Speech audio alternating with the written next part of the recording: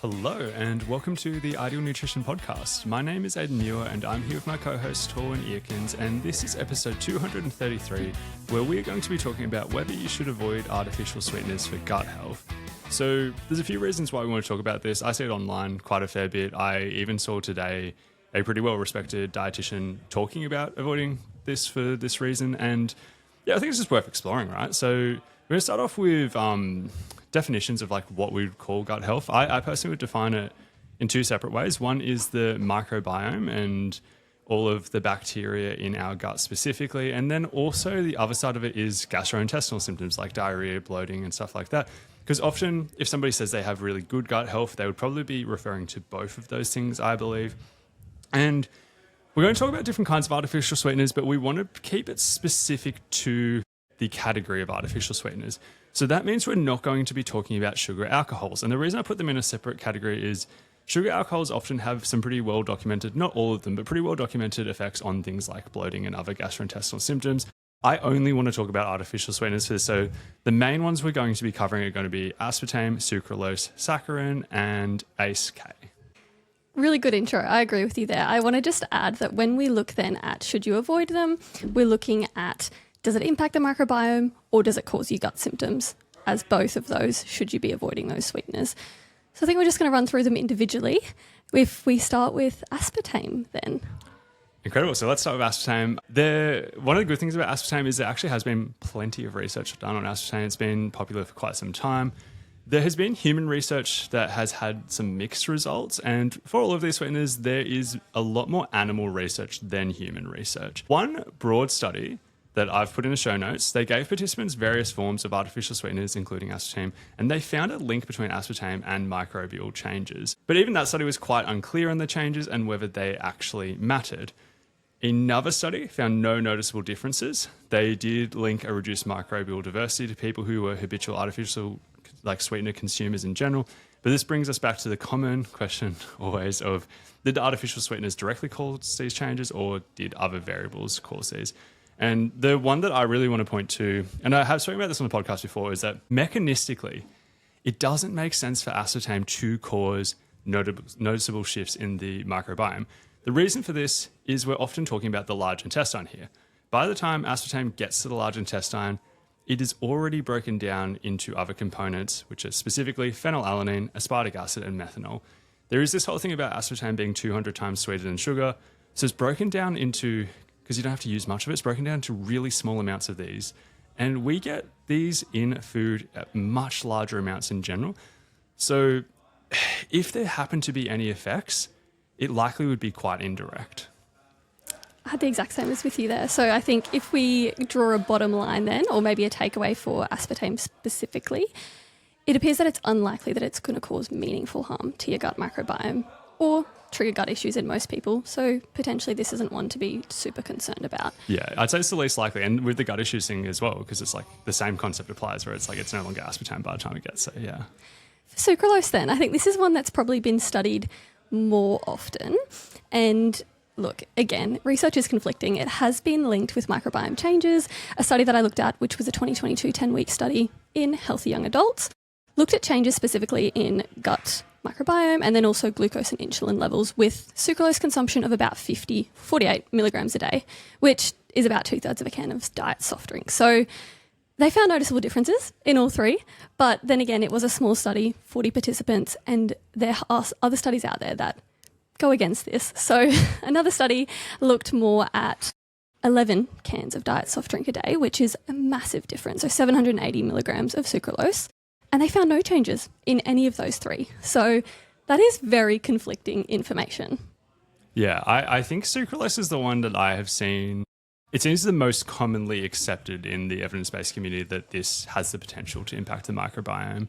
And it's just whether the application of that seems a bit unsure. I do find it really interesting that that first study and the second study coexist. I was thinking the exact same thing where we can see pretty quick changes in the gut microbiome. And if the equivalent of 11 cans of diet soft drink worth of sucralose isn't causing a noticeable change, it does seem interesting to me. Going to the mechanism, sucralose is another one that's also not metabolized by the gut microbiome. So that's another relevant factor in how likely it is to make a difference. Although just because something's not metabolized doesn't mean it can't have any effect at all. But I do think it's another thing to put in there as well. What would your advice on this one then be? Because I think, again, realistically, you're not consuming 11 cans of diet soft drink, 2/3 much more likely. Risk, again, appears low, but individual responses may differ clearly. And potentially, this is one that you would be a little bit more wary of. Yeah, I'm at the point that I'm not personally concerned, but it is something that I think if you are a very health conscious person and you are concerned about this type of things, and it's quite easy for you to avoid these, I see reason to avoid it if you want, yeah. The next one is saccharin, and this is another mixed one. I'm going to start with what I call the scary study, and they found, I don't know if this was the title of the study, but one of the findings was artificial sweeteners induce glucose intolerance by altering the gut microbiota. So this is in the show notes, so if I've got the title wrong, you'll find it in the show notes. But directly quoting, they got 7 healthy adults, each of whom who consumed 5 milligrams per kilogram body weight per day of saccharin for 6 days, which aligns with the FDA's maximum acceptable daily intake. I don't have the equivalent of that in diet soft drink, but saccharin actually does have a noticeably lower one. I don't want to make a mistake here. I think it was something around the range of 3.7 cans of diet soft drink is what comes to mind, maybe a little bit higher. But it's one of the ones where I often say artificial sweeteners are typically fine when consumed in normal amounts, but the saccharin one's a bit lower, and you're like, if this was in a lot of products in the food supply, maybe this is actually a bit more being aware of. There's a bit of a tangent, don't quote me directly on that, but going further with the direct quote. So 4 participants developed impaired glucose tolerance. Keeping in mind, we only had 7 to start off with, while 3 did not, and they were considered non-responders. So this indicates that people might kind of have a different response. In the responders, the study also found a pretty significant change in a bunch of bacteria, whereas non-responders found minimal change. I made in my notes to myself, I wrote a little thing saying, seems a bit drastic, question mark, because it does seem a bit drastic. And other notes I wrote for myself was if this was relevant, wouldn't we see this more in the real world? A lot of people in the real world do have exposure to saccharin, and I know that there's a lot of people who are glucose intolerant in the real world, but I think this would pop up, if you got a bunch of healthy, relatively lean people and gave them moderate amounts of saccharin, or that equivalent of the maximum acceptable dosage, I think we would see this pretty quickly. And the alternative is the opposite type of study, the not as scary study. They used pretty similarly high-dose saccharin supplementation, and they found no change in the gut microbiota or glucose intolerance as well. They did the maximum acceptable daily intake for 2 weeks, and it just had no impact on glucose, insulin, or microbial diversity. It brings me back to the question of it seems kind of odd that both of these coexist. It is another area that I would see caution, but it does also still seem interesting to me that they can be absolutely sending it on this and having the maximum intake, and there's just no change as well. Whereas the other study, 4 out of 7, I don't know, it's a really big number. It does raise a few questions as well of whether some individuals are potentially more susceptible. Is there other factors that come into play? As with most things, I think we just need a little bit more research in the area to make it a bit clearer what is going on. And the same goes for our last one, ACE-K, which I found is probably the least studied of the 4. There was a human cross-sectional study that didn't find any links between that ACE-K and microbiome changes, but there was a little bit of a change in bacterial diversity. Again, is this something that was there prior to the study? We'd need to know. So, yeah, minimal evidence that I found here, but did you have anything to add on to that one, Aidan? No, I was in the same camp. Hey, I was I wonder if you found any more studies. I just didn't find that much at all. Yeah, it's another one that if we go to mechanisms, it's technically not metabolized by the bacteria in the gut as well. So any interaction would have to be indirect or related to chemical interactions rather than the bacteria actually feeding on it. So that's the summary of the state of play with the microbiome stuff. It's not as clear as I would like it to be. I can see caution in certain cases, you've heard us talk about sucralose and saccharin, and then also the lack of research on ACE-K as well. You've heard us talk about mechanisms, which make a lot of them seem a little bit less likely. I'd see caution for sure. And the bit I was going to talk about with the mechanisms for aspartame, I'm not cautious with that one just because it's just so unlikely. But what I want us to talk about now is the symptoms side of things. Do you have a bit of a summary of your thoughts on that? I think this is so anecdotal, and we always talk about anecdotal studies, people reporting certain things. I think when things come to light in social media, are people being overly cautious or overly responsive to what symptoms they think they could be experiencing? Absolutely.